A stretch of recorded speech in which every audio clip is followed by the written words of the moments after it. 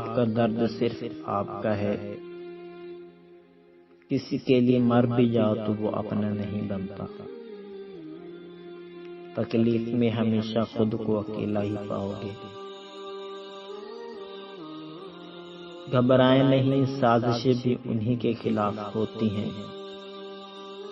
घबराएं नहीं, साजिशें भी उन्हीं के खिलाफ होती हैं जिनमें कोई खास बात हो।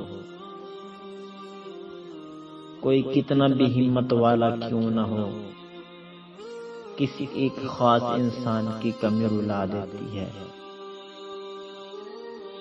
जिंदगी की सबसे बड़ी अजमत कभी शिकस्त न खाने में नहीं, बल्कि हर बार गिर कर दोबारा उठने में है। तंज और बहस से रिश्ते कमजोर हो जाते हैं, लिहाजा अपनों से कभी ऐसी लड़ाई न लड़ना कि लड़ाई तो जीत जाओ मगर अपनों को हार जाओ। अगर तुम उस वक्त मुस्कुराते हो जब तुम पूरी तरह टूट चुके हो, तो यकीन जानो दुनिया में कभी कोई तुम्हें तोड़ नहीं सकता।